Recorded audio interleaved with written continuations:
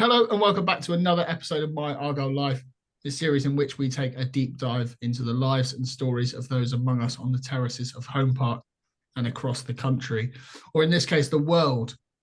Joining us this time is the Brit Award-winning drumming extraordinaire, that is Chris Wood, more affectionately known as Woody. How are you, mate? Very good, thank you, mate. And yeah, the checks of the post for that intro as well. Basically, just kick us off then, usual one, as they say on the terraces. Who are you? I am one quarter of a little known British indie band called Bastille, from Plymouth originally. Moved to London seeking fame and fortune. Now living in Brighton. We've got two kids as well who, well, I'm making them be Argyle fans. They're the only kids at the playground wearing Argyle shirts at the minute, despite being in a sea of blue and white shirts everywhere else. And yeah, long time, long suffering Argyle fan, but wouldn't change it for anything. Yeah, nice. This isn't actually the first time we've spoken. I'm not sure that you'll remember, but we actually caught up briefly, stood in a gazebo drinking warm beer outside of the away end at Wycombe's Adam Park. I think that's the game that you were on the drum. I could be wrong. It was, yeah. Yeah, sadly couldn't do enough to alter the result because yeah, that whole playoff experience was pretty chastening to say the least. Let's start with Argyle first then. What are your earliest memories of heading down to Home Park? I believe it's more of a family affair for yourself. Yeah, so my dad, well, and my uncle, they were taken down to Home Park, but my granddad, well, since they were like 5 or 6, and dad did the same with me. So I'm pretty sure my first home game was Blackburn in the 92-93 season. I think we lost 3-2. Although I'd have been about 5 at the time. But my first full season was 93-94, Peter Shilton's Nearly Men. It was obviously quite an exciting season to kind of get into it regularly. But yeah, I was sort of a football obsessive really, from like that point onwards. And yeah, it was like me and dad and gran sat first of all in the old family enclosure as was, and then moved around to the Lyndhurst. Naturally, obviously, people know a lot about you and how Bastille came to such prominence. So we can go over that certainly. But what we really want to know is the kind of the unique stories, if you like, the unique perspectives of following Argyle that other supporters wouldn't necessarily have. So just going through kind of chronologically, if we can. So obviously through Peter Shilton and obviously the Nearly Men. Then there was the season of relegation down into League Two and promotion back under Neil Warnock. So going through school, if you like, you must have been, seeing some of the worst ever Argyle years, sort of languishing at the bottom of League Two. You must have been one of the only Argyle fans around at that time because we weren't getting many in the gates, were we?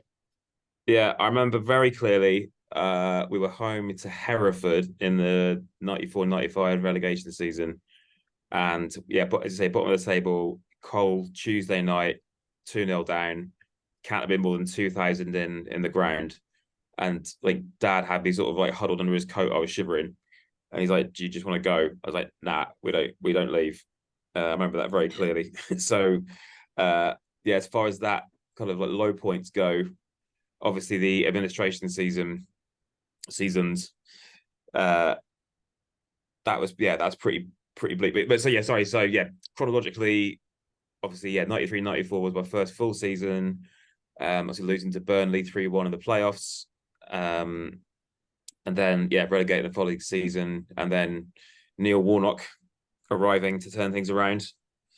So that was obviously first sort of taste of promotion and like success and getting to go to Wembley and all that sort of thing. So I'd have been like 10, I think, at the time. And that was the whole sort of family day out. Like my mum never comes to football, but she came that day. So yeah, my mum, my sister, like all my cousins. Yeah, it was a massive family turnout for that one. I wasn't there at that. I was only 3 years old, but my dad was there. And from what I've heard, we outnumbered Darlington about 4 or 5 to 1 that day in terms of supporters. Oh god, yeah, it was like yeah, night and day. I mean, to be fair, I think we actually took more the last couple of times we've been. But Yeah. yeah, so we were there. Ronnie Mulgey let like a salmon, obviously to head it in and score that iconic goal and send us up. Which obviously was the last time Argyle won at Wembley, or in fact scored at Wembley. Yeah, scored at Um, Wembley. I mean, we won't talk about the last two visits too much. Don't worry. no, that's pretty bleak. And then yeah, from there on in, as I say, obviously growing up in Plymouth, like so dad took me most weeks to home games. Like we were season ticket holders from then until I left for uni and when I was 19. So that's the 2004 historic season. And then yeah, so well, kind of my sort of Saturdays were sort of spent playing for Railway Beacon, as was in the old DJM, and then basically running Oh, across I Central see. Park, still like muddy as hell, tracksuit on, and then straight into Argyle to watch the game. So that was kind of that was my Saturday for a good few years. Yeah, I remember. I remember back in the day. I never played DJ myself. I've got two left feet, but a lot of my mates were the same. There was that sort of universal experience of kind of running in after a game. I think they then moved him a bit earlier, didn't they? Later on to avoid that clash. But touching on that, then as I kind of alluded to earlier, so I'm 30. So I was when I was just starting to go. I was 7 and 8 years old. It was when Force Sturrock first came in, and things became so successful. Then we had the championship years, Ian Holloway. I don't know if you ever noticed, there seems to be a bit of almost a generation gap of Argyle fans. People in their kind of 20s now going into 30s. You can't find enough of them, but people who are kind of now in their late 30s, early 40s, we seem to have so few in number of those fans. And I think it really is. It's probably because of the fact that the 90s years were really kind of the late 90s, certainly were the doldrum years for Argyle, weren't they? And did you find that your experience, like going up through school, that there weren't many other Argyle fans around, or not really? Yeah, there was always a few Argyle fans around. I was probably one of the more diehards, like actually bothering to like Yeah. buy the kit, wear the shirt and that sort of thing. But I mean, I still say it now. I'll get pelters for this, but I don't care. There were more Argyle fans, I think, in Plymouth. Sorry, there were more Man U fans in Plymouth than I think were in like Salford at the time when I was like Oh in yeah, I'm school, like sure of primary that. school. The sea of Man U shirts everywhere. And yeah, I was slightly odd one out being the Argyle fan. So he was struggling now. There's a fair hefty dose of Schadenfreude going on at the minute with that. Yeah, I But think yeah, the I mean, entire I don't. footballing world feels that, don't they? Yeah, they do. But I don't blame anyone for not going because I mean the sort of standard of football wasn't amazing. Obviously, everyone only had a limited amount of cash at the time to spend. So yeah, obviously going up twice in 3 seasons under Sturrock, that's going to pull in a lot more fans and convert a lot of people when it's that exciting. And then Yeah, playing in the championship as absolutely. well, people get more accustomed to a sort of higher level of football. Just They to, absolutely do. Go on, Aaron. I was going to say, just take it back to your comment about the DJM. What are you like as a player? Did you ever come close to living the dream? I've seen your name pop up at a couple of charity games, but Yeah, no, I wish that was never a remotely serious aspiration. I still play now. They still play like five-a-side, six-a-side most weeks, and I love it for the fun. But I had one appearance in a charity game, game for Grenfell in like 2017-18 for QPR, which is just surreal because then I'm in the changing room. Like my peg was in between Damien, Duff, and Peter Crouch. And I was like, what the hell am I doing here? I'm so far out my depth. And amongst a bunch of other people. And then yeah, didn't disgrace myself. Played a nice little dink pass to Paul Merson, but then got absolutely skinned by James Bay. So light yeah, and shade. But yeah, other than that, no. I mean, I sort of played pretty regularly, like all through school, and then moved to London. And as I said, trying to do music, and then there's a kind of a few times where I'll be playing with my cousin down in New Malden in South London, where I'd say finish work, come in, play football, and then like had a scaffolder's had a really really crap day at work and just tries to snap you in two. For anyone who doesn't know, to play drums, you need all four limbs intact. So I had to sort of knock that on the head for a while because yeah, I could really do without a broken leg. yeah. But yeah, Taking this sideways, then. I know Sam's keen to talk about Argyle, but have you played any like musicians tournaments? Are there anybody that you know of that are like would have made it pro? we been invited a few times, but we're just always on tour, like the soccer sixes and that sort of thing when that was happening. I mean the sort of five-a-side lot that I play with now down in Brighton, it's a mixture of kind of like a load of Brighton musicians. So like the lads in like Architects and Royal Blood and Yumi at Six and Excerpts and like countless other bands. So it's a pretty good standard. Sam, the singer from Architects, is just a machine. Like his finishing is like frightening. Like anytime he gets the ball, it's just going top bins. But it's nice because everyone there is either band or crew, so they know not to go diving in on like if he tackles and that sort of thing. People will jump out rather than go jumping in because everyone would like to maintain their livelihoods. I'm pretty sure. Yeah, sounds good. Go on, Sam. I'll let you take it back. Yeah, well, no, I was going to say I don't think you're the rest of the band would be too happy if you injured yourself playing football and missed a tour, would they? It's definitely for the best to be on the safe side. So going into uni, and you kind of alluded that you went to London to do music. Is that something you always wanted to get into the music industry then from a young age? Would that be fair to say? Yeah, I mean, I played drums since the age of 11, and my dad is still a guitarist and singer, like in and around Plymouth. So I grew up around sort of pub bands and that sort of thing. And my first ever gig happened because his drummer Rog, this is back in the days when not everyone had a mobile, forgot they had a gig, went to Tesco's, couldn't be reached. So everyone's kind of sat in the pub at about 10 to 9 saying, where the hell's Rog? So then my dad's mate gave me a lift back home, sort of grabbed my really crappy starter drum kit out the bedroom, set it up and just had to blag the gig basically on the spot. So that's kind of where it started. And then, I've just always been drawn to music. And it's like the thing that, I mean, say I've got kids now myself, like often you have to tell them to do stuff and please do that, please pick that up. But I didn't have to ever be told to practice drums or work on it. I just wanted to do it. So I've been that way since I was 11 pretty much. So there was only one way I was really going to go, I think, and that's definitely music. Absolutely. So going on then, obviously you went to university, you followed Argyle through university, and then talk us through and I know this is probably something you're probably fed up of telling everybody you've been asked so many times, but talk us through the circumstances that led to Bastille coming together and kind of their rise to prominence. How did that happen? So the abridged version is I was broke. I was working temp jobs in the daytime, doing music in the evening. This is around 2008, up in London, living hand to mouth. And I said to Dad at the time, like, I can't manage to. But I was basically like leading two lives in as much as doing music by evening, working in the daytime. So I had to find a way of being able to make money from music. So he suggested, why don't you try teaching drums? So me and him did a drop of around 1,000 flyers all around Wimbledon. I got to do 1,000 flyers, got 3 phone calls, 2 for lessons, and 1 from some weird kid who lived about 3 roads away, and that happened to be Dan, who's now our singer and songwriter in the band. So he was playing solo at the time, doing a lot more left field, sort of weirder stuff. And me and him played together for 2 years and sort of cut our teeth and did all the sort of real donkey work of it, like playing to empty pubs, but meeting people along the way. We picked up Will, our bass player, and then come 2010, we needed one more person, which ended up being Kyle, our synth player, to kind of complete the band. At which point, Dan had written a whole bunch of new, slightly more poppier songs, which became the first Bastille songs. And then we sort of launched that in 2010.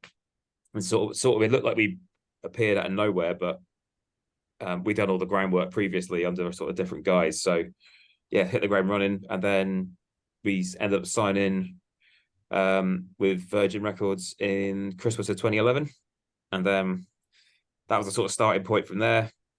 Put out a few singles, put out the album Bad Blood, which went to #1 out of nowhere, like no one saw that coming, not even the label. And then Pompeii sort of followed about 6 months later, and then that was the sort of rocket ship we ended up having to cling on to for about 18 months, and that song basically took us around the world like 10 times over. Yeah. And that must have been a real moment of kind of, wow, I've really made it at this point. Yeah.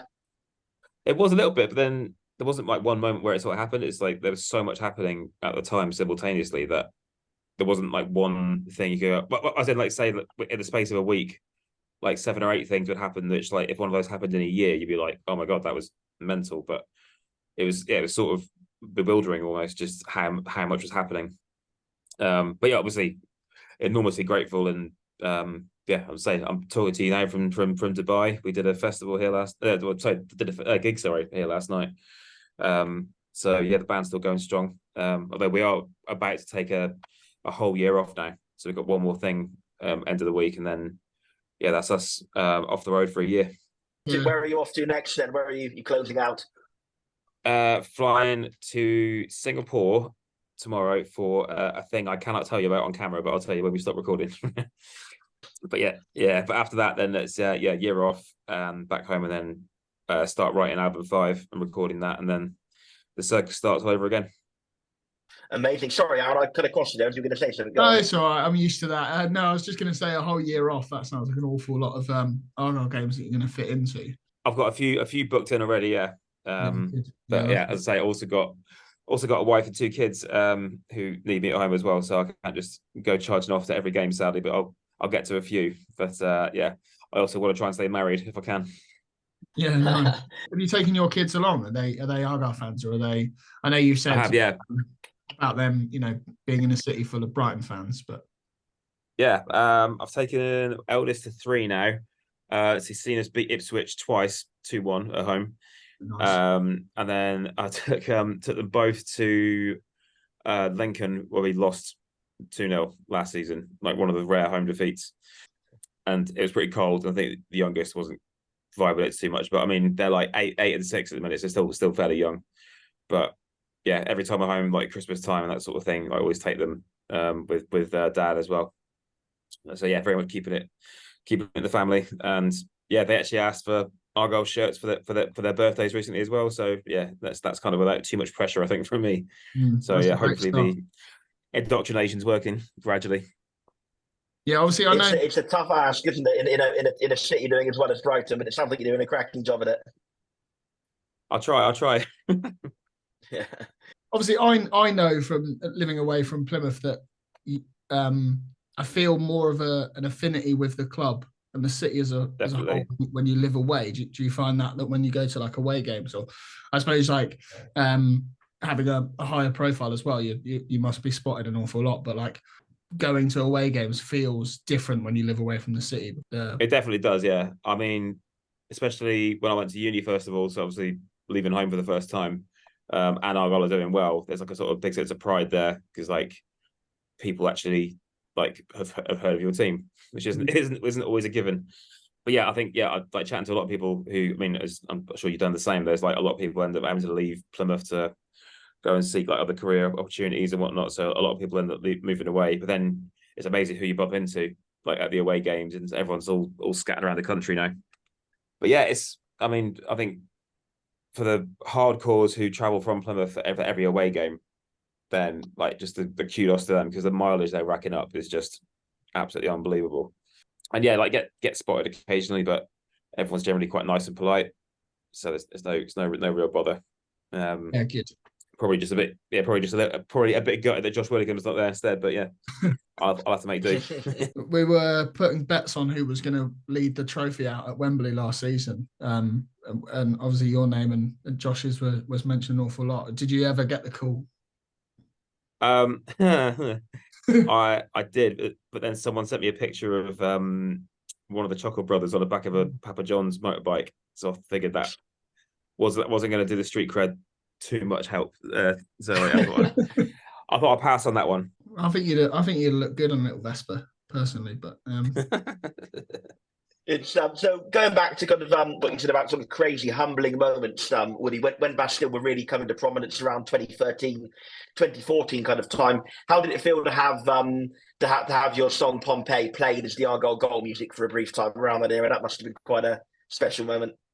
I mean, I loved it, obviously, because I'm a diehard Argyle fan, but I was also very conscious, like I didn't want the club ramming it down people's throats too much, so as to make everyone sort of sick of us. But I guess if it's a sort of a Pavlov's dog association of hearing the song and thinking we've scored, then it's probably not terrible.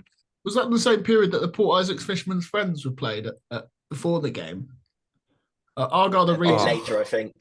Argyle are the reason that two of the best bands from the West Country like shot off to prominence. I'm sure they can claim a little bit of credit. Although I have technically played at Home Park. Allegedly played. Because I don't know if you saw the Pilgrim Pete playing drums on the Argyle socials. We were going to ask about that a little later in the pod. How did that come about then? We were about to ask about that. That must have been quite a surreal experience. I'm sort of friendly with people at the club, and they sort of asked me, think I'd say no. I was like, I'll do it. Managed to tie it in with a home game, so then it's sort of a two birds one stone situation. I can report that the inside of that head absolutely fucking reeks. Like I was smelling that on my hair for a full week afterwards. Like I was like scrubbing it, basically bleaching it. There's like some deep nastiness going on in there. But it's quite fun to do. But I hadn't quite fathomed how tricky it would be to play drums with essentially a small sofa like strapped to your head. Because you just couldn't see anything. The thing I loved most about that little incident is it showed that Argyle, the way we are now, being as successful as we are now, we're not afraid to kind of have a laugh at ourselves, if you like, as a club, because there was all the I don't know if the background of it, there was a lot of memes and tweets about, announced the new Argyle and massive chocolate bars, and the fact that they went to the effort of getting you to come and put on a Pilgrim Pete costume and drum the intro to that song to announce the Argyle and massive chocolate bars is I think a good representation of where we are as a club these days. I think it's fantastic. They informed the head groundsman. They didn't inform all the ground staff. So one of them came from a different corner. Like, what the bloody hell's that drum kit doing on my fucking Petra? I went, yeah, mental. Understandably so. Well, it was worth it for the entertainment it gave so many Argyle fans. It was quite some moment, I have to say. So I mean, going back to the sort of the chronology of it, if you like, with Argyle and Bastille, it must have been a bit of a surreal experience, because just as Bastille were kind of absolutely, spiraling into being the world-known band they are now, Argyle were kind of having some of their darkest times, weren't they? And then it was at the point whereby, we were struggling at the bottom end of League Two. I mean, how did you kind of find that era from an Argyle point of view when we were, struggling to stay in the league year on year? I think that obviously that period was bleak, but there's a lot of sort of good has come out of that pain ultimately, in terms of like first James Brent, and now like if it hadn't been for that period, we wouldn't have Simon Hallett now. I think it's phenomenal, and I mean we'll talk about it later, but like I've had the chance to hang out with him quite a bit, and like I really rate him, but just to see the state of clubs now, like Reading and Wigan and teams that are gone, like Macclesfield and Bury, like just how close we came to complete annihilation. The fact that we still have the club, we still own the ground, and it's thriving. Like I just feel so grateful for what we have. So yeah, some of the results aren't going our way at the minute, but we're still playing good football, and I think it will come good. But also, I think you just sort of learn to appreciate like what we have. Like the club is still surviving and thriving, and it obviously represents the city. And for people like us who live away, like what that means, the fact that it survived, it just kind of, I think it's maybe a bit of a reality check of just kind of how much the club actually means to everyone. So yeah, that period was bleak, it was horrible. I'm glad we're through it, but maybe in hindsight, it wasn't all bad ultimately. I completely agree. Going back to myself, that was actually my university days. So my university days weren't so proud to boast about Argyle as yours were, really. It was a bit of a sort of embarrassed smile when I mentioned I supported Argyle back in those days. But the wins, as they have this season, the wins felt all the more special for being a bit further between. The fact that it wasn't, and as absolutely amazing as the last two seasons have been, and I don't seek to denigrate them in any way. The kind of regulation wins, the kind of, 1-0 at home, 2-0 at home, they didn't feel so special because you began to gradually expect them. And in those seasons where we weren't winning so much, as bleak as they were there, I think the joys, like kind of saying you said earlier, light and shade, the joys came from those moments. I remember a day at Aldershot when Jason Banton scored twice to propel us out of the relegation zone at that time. Yeah, it was... It was just an absolutely great day, and another one that comes to mind that same season, the Tuesday night at Southend, when Paul Watson scored his, I think, possibly his second goal after coming back to the club. Just those small moments make it feel all the more brilliant. Going on to kind of the revival, then James Brent, and then going on to Simon Hallett, the promotions under Derek Adams. obviously talk to me about that era, because we all know Wembley was a very gloomy day, but generally it was, how refreshing was it? I know I certainly felt, as I'm sure you did too, to see a team playing with confidence, with sort of swagger again, to see a team that looked like they knew what they were doing was refreshing, wasn't it? Yeah, it's massive. And also, sorry, I sort of failed to say earlier, like obviously, James Brent sort of helped lead the whole thing, but obviously Chris and everyone, like the Argyle Fans Trust, and all the Argyle staff who went like unpaid for months, like this, like still deserve like a massive pat on the back, like even to this day, because if they hadn't done what they did, the club wouldn't have survived. But going back, up that season, I was on a mate's stag do in Zante when we beat Pompey to go to win the semi-final. In this just like abandoned sports bar, basically, we're the only ones on the whole island who gave the remotest shit about watching the game. So like me and 7 mates went mental watching Peter Hartley nod it in at the end. And just as you say, like swagger is the thing. Like actually looked like a team that wanted to play under John Sheridan as well. That Wembley game, we just didn't turn up.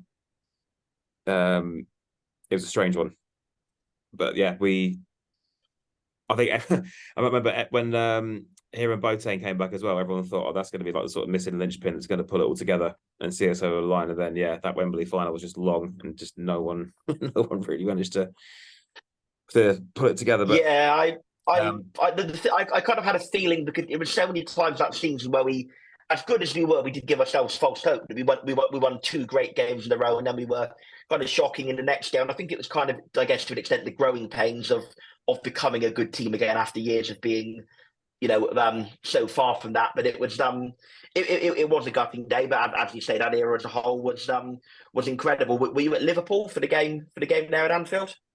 I was there for that. Seeing Sonny Bradley put his finger in Emre Can's ear, amongst other things. That was just a ridiculously fun day. Just being in the way end, just chatting, we're just too good for you, all that sort of thing. Obviously, tongue firmly in cheek.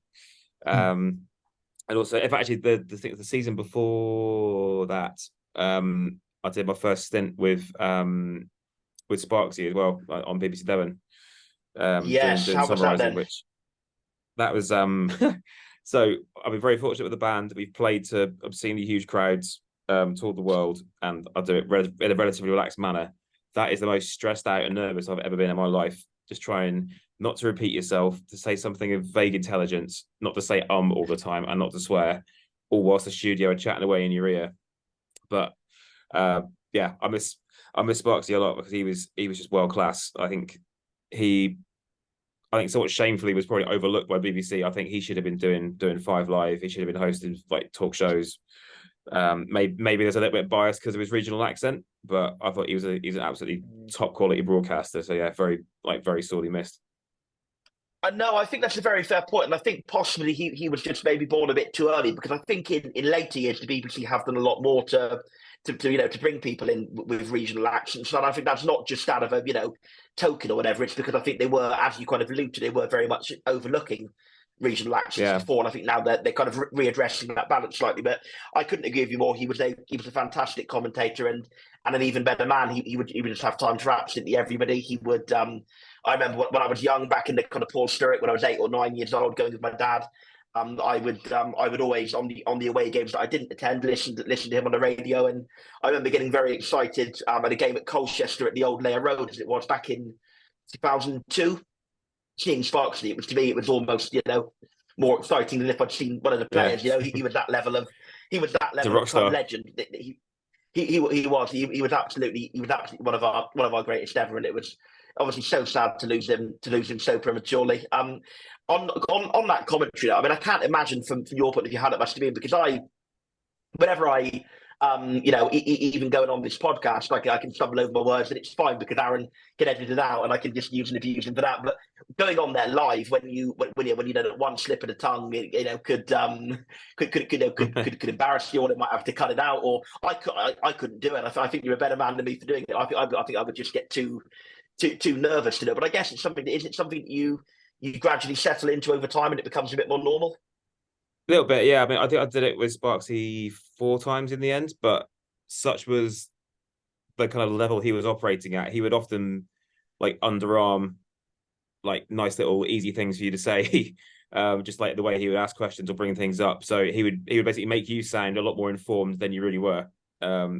Also whilst as I say, having the studio chatting in his ear constantly, and he's making notes. He's literally like multitasking on a whole other level, and also looking after his summariser as well. So, yeah, I think a massive talent that is sorely missed. Yeah, and going into with you sort of getting to know the players and people around the club. I mean, how was that feeling? Because I think with every football fan, there's an element of them that's still kind of a bit of an inner child when it comes to meeting sort of representatives of their team. I remember, I'm sure Aaron won't mind me saying that when he mentioned about nearly bumping into Joe Edwards at a service station and being starstruck. I think that was you, Aaron. I apologise if someone else has told me that. Mine was Barry Hales, for sure. You, but. Barry, but that might be it, but maybe somebody else is Joe Edwards. But I guess it's true, isn't it, for all football fans that when you are meeting players or managers or representatives of your club, there's a bit of you that sort of turns back into a sort of 9-year-old again. It's but I guess the more that's gone on, the more you just you sort of stop seeing them as players and start seeing them as your mates. Is that kind of how it goes to you? Yeah, sometimes. Yeah, I mean, I'm friendly with a handful of them, and I think it's also there's a lot of crossover with say like music and sport in terms of your profession's kind of performed in front of a lot of people. You put under public scrutiny. You need to perform consistently every time you go out there. Like a lot of traveling as well, and like I guess that whole 10,000 hours thing is like everyone's gone on a similar journey, just in a different industry, obviously, but. Well, I mean, obviously, if footballers drank the amount that people in bands do, I don't think they'd be very good footballers. But there are still a lot of similarities. But I guess it's just that whole pressure of having to perform in front of people. I guess there's a bit of kind of solidarity or mutual respect there, I suppose. Absolutely, and just sort of wrapping up the chronological side, after which we'll take a quick break, and then we've got a few sort of quick fire other questions after the recent years under initially Ryan Lowe and then Stephen Schumacher. I mean, I think as brilliant as the Sturrock era was for me as a very young child at the time, and as brilliant as the Derek Adams era was for me as a kind of young man at the time, I think this has just completely blown all of it out of the water. I think the level of connectivity between the club and the fans under Schumacher and Hallett, yes, this season has been a little tough so far. I mean, who knows, by the time of listening, we could have run 1, 2 or 3 in a row, and this could all sound daft, but, it's just you kind of feel as though whatever happens this season, the club have earned so much credit, haven't they? Because of the brilliant job they've done in kind of getting the club functioning off the pitch, getting it functioning on the pitch, and having that really inbuilt feeling of connectivity. How optimistic do you feel about Argyle's progress and how far they can go under Hallett and Schumacher, Woody? I mean, I feel enormously positive. I mean, Simon's not a successful businessman by accident.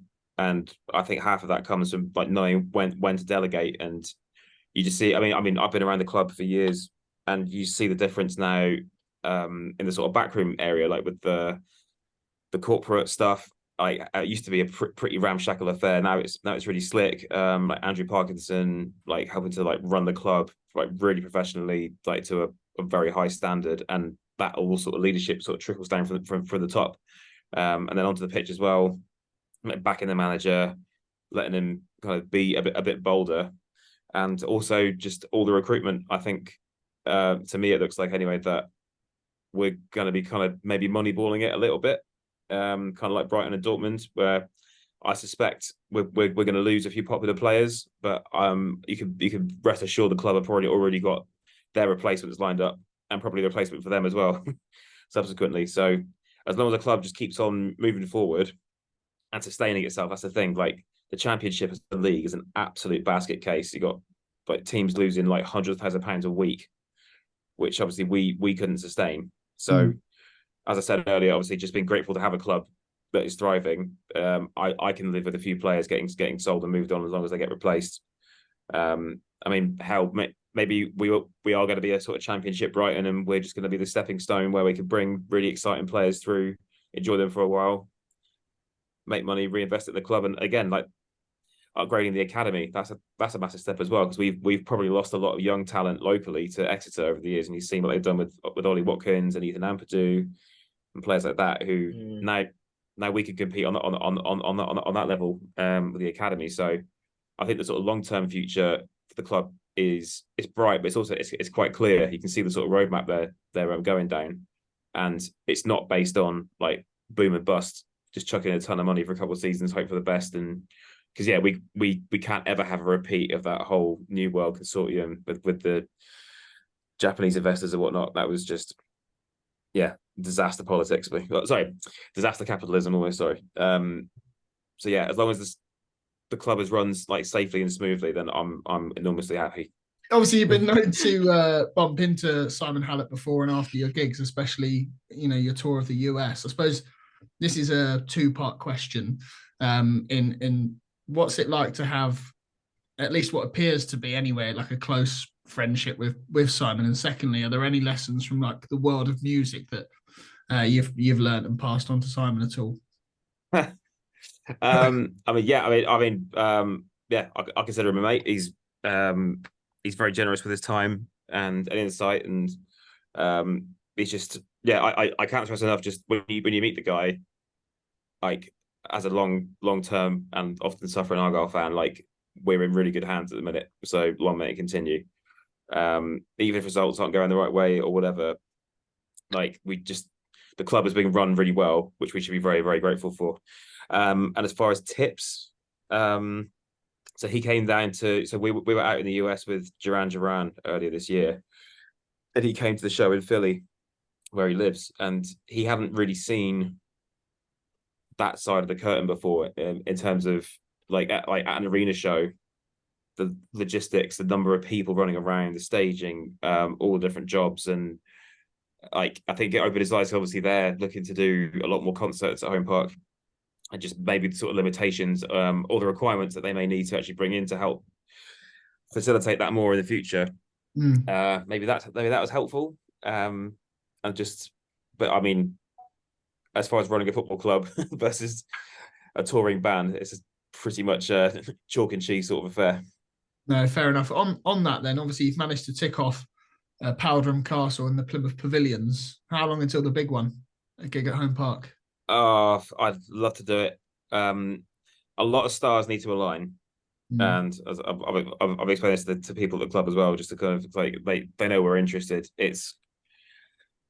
We need to be out on a campaign at the time, because if you just do a gig from a standing start, you need to pull all the roadies back in, get all the gear out, get it all done, sort production, that sort of thing. So the sort of startup cost for a tour it's enormous. So if we did it as a standalone thing, we probably end up going bankrupt. So it needs to be during a campaign to actually pull it off.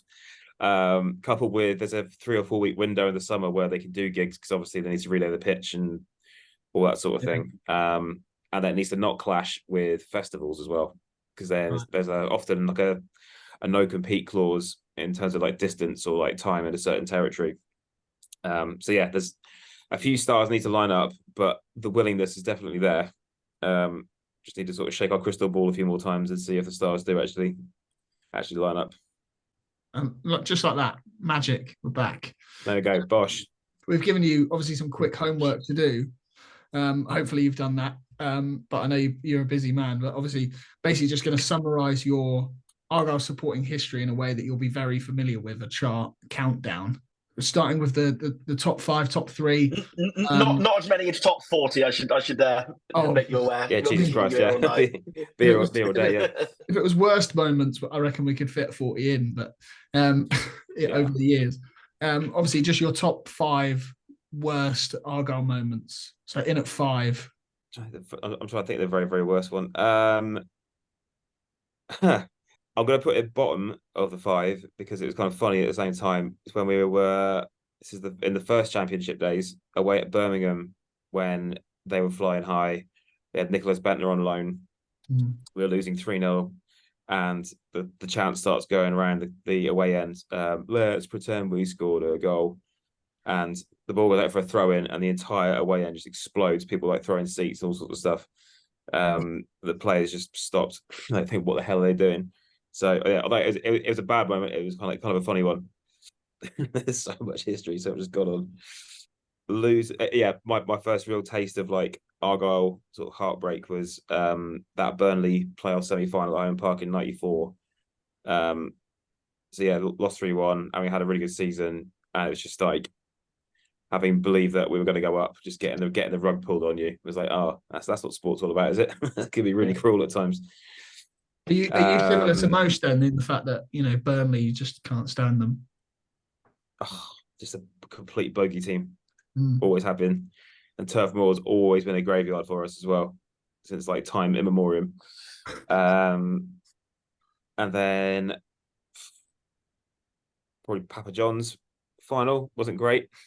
Just a very, very chastening 4-0 drubbing. It would have been better if you were on that moped, though, right? That would have made you day. Oh yeah, could have been. I think could have been. Yeah, could have nicked it. Top worst 2. The Wickham playoffs, just overall, that was just having. Yeah, again, it's that sort of false dawn, isn't it? I think you're going to make it, and then again, complete rug pull, and it's that whole thing, the playoffs, isn't it, where it all comes down to the last couple of games after a whole grueling season, and everyone's putting so much belief into it. And then, yeah, I'd say the worst one would probably just be administration, like that period that period as a whole. Yeah, it's just bleak because you just didn't know if the club was going to survive. I mean, I remember chatting to my dad, and he was like, if they go, he's like, I'm not following football anymore. I don't care about any other club. What that would have meant to the city as well. Like if Argyle had gone, it just doesn't bear thinking about. Yeah, I mean, it's a good job that we're not here discussing any some of Phoenix club, or because I feel like we would have rallied around and done that sort of thing. But I agree with your earlier sentiment and the fact that Plymouth would have been filled with a lot more United and Liverpool shirts. I'd imagine even more so than before. And then obviously a slightly better one. Your top 5 moments. Top 5 moments. It's really hard to rank them in order, but obviously, they can all be 96 playoff final. Top, if that's fine, yeah. 96 playoff final. Ronnie Morjay header, winning at Wembley. That's like, not something many clubs get to do, win at Wembley. So that'll go in there. It's not something that many Argyle fans get to witness, to be honest. So no, the QPR 2-0 to go up to the Championship. That game, Sparksy's infamous. That's it. Argyle are up. Bit of commentary. Just for the pure shithousery, Peter Halmosi's goal against Leicester just after Ian Holloway had left us to go there and beat them 1-0 on telly. Yeah, that's a great. Just for the because I'm childish. And then I guess in equal measure the Sturrock years and the Lowe and Schumacher years. It's hard to pick out like one particular moment, but just such a collective like effort like across the whole board, and just like from where the club had been to where it is now. That whole sort of story arc is just incredible. In fact, I'll lump that all together, and I'll say coming out of administration as well. Top 6. We'll take it. Yeah. On that, just quickly then, Woody. Now I'm going off on a little bit of a tangent. Now I know that you said just there, and I think I said earlier in the podcast, a lot of people are now looking at it as the Lowe and Schumacher years. I mean, obviously Schumacher has by far brought us the happiest moments of that, but I think after a lot of Argyle fans were a little bit embittered, probably rightly embittered in certain ways about the way Ryan Lowe left the club and some of the stuff he said. Do you think there's now a bit of a softening where we can look back on the good stuff he did and the role he had in getting us where he did at this point?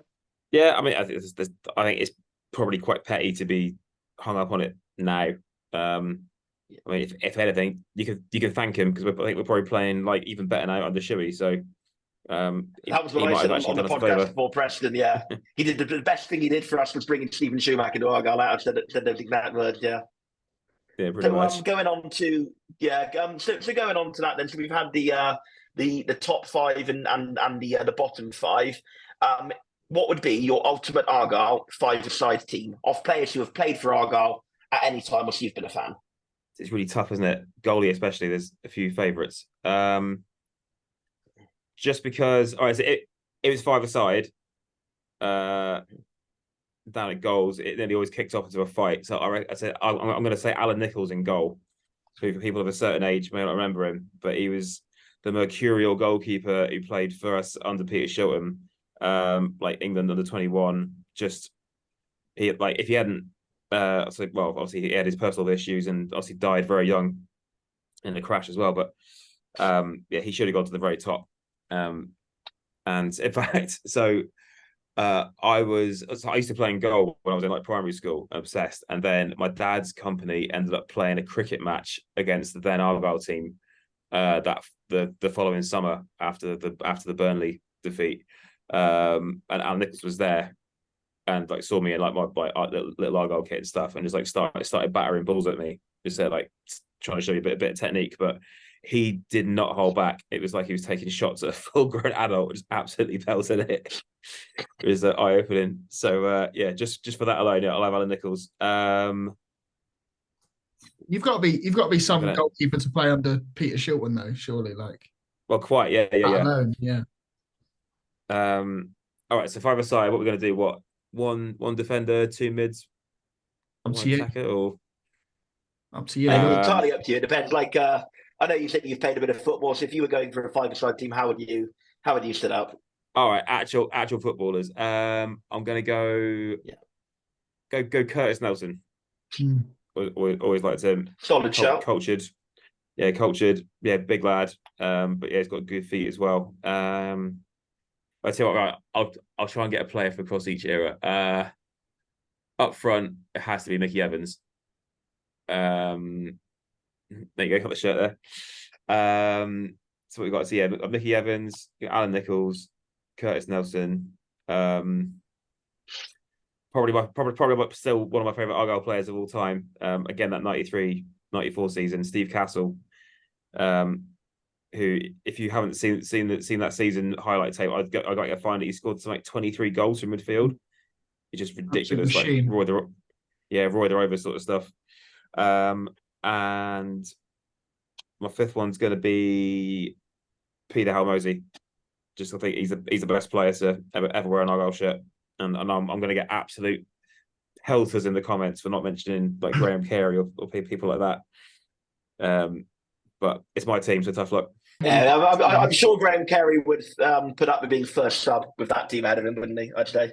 Yeah, but then even like Bally Mumba and Morgan Whitaker now can feel the breeze, I'm sure. Obviously, you've named Bally and Morgan there, but how close are the current team from joining one of your like greatest Argyle XIs? I think Bally for me is probably between him and Halmosey for the sort of skillful wide player.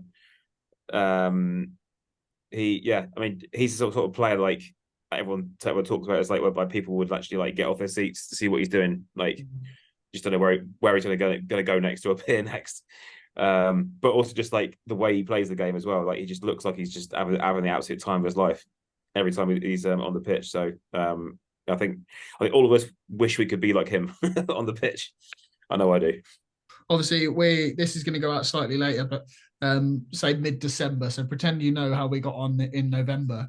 Do you have any worries about dropping back down to League One, or do you think we'll be absolutely fine? And I mean, the league is so tight because so like start of November there was like 8 points between 21st and 5th or something mad. So like any team can go on a 3-game run and look like world beaters. The league is so tight at the minute.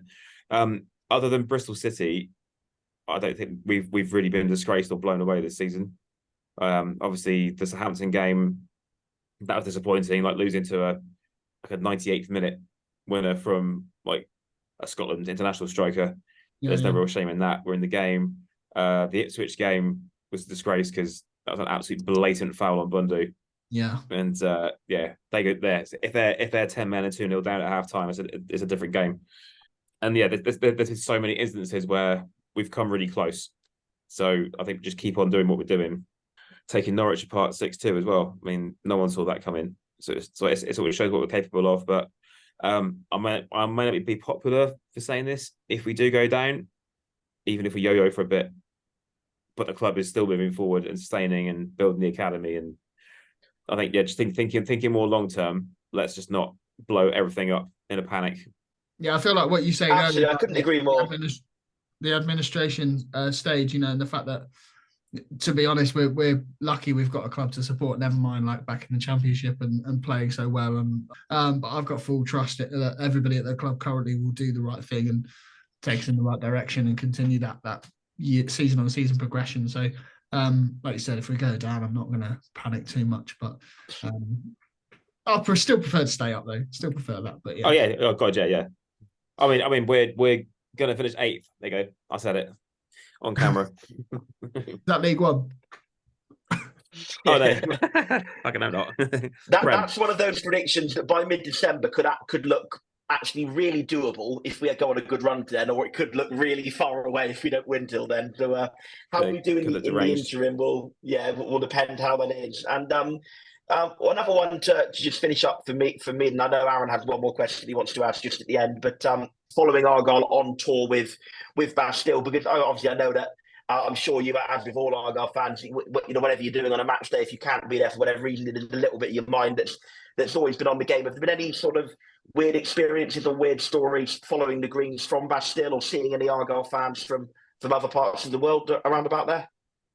So yeah, no especially weird instances following Argyle. I mean, you see Argyle shirts in the strangest places. You bump into I think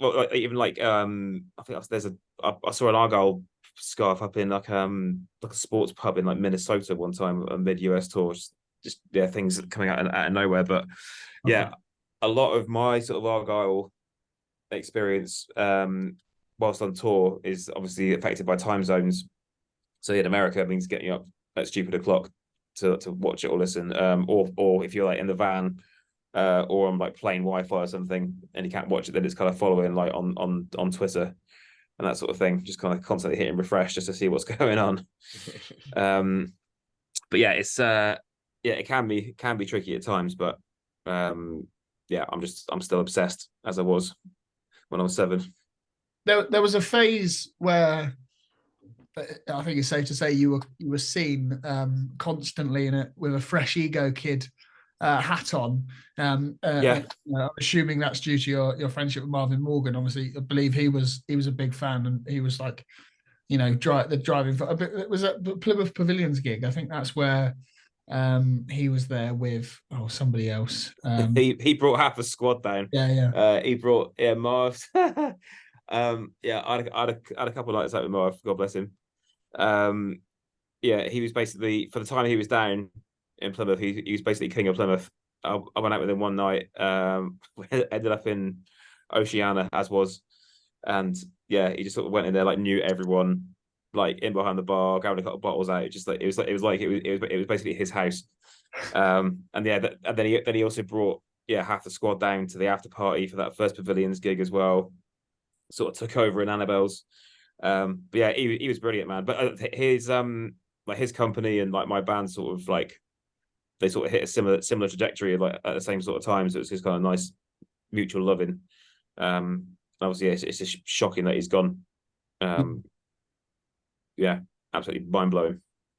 Yeah, it's mad. There was a period where they were several years apart. I will add that my first ever gig was at Plymouth Pavilions watching N-Dub stood next to Bradley Wright Phillips. And then my second gig at Pavilions was yourself, and Marvin was taller than most, so he was easy to spot. And I remember just knocking around near Marvin Morgan because of who he was for your gig. So they're my 2 experiences at the Pavilions with Bradley Wright Phillips and Marvin Morgan. But decent players, both of them. Yeah. But I think we'll call that a night. Appreciate you jumping on, Chris. All good. Been a pleasure. Thank you for coming on.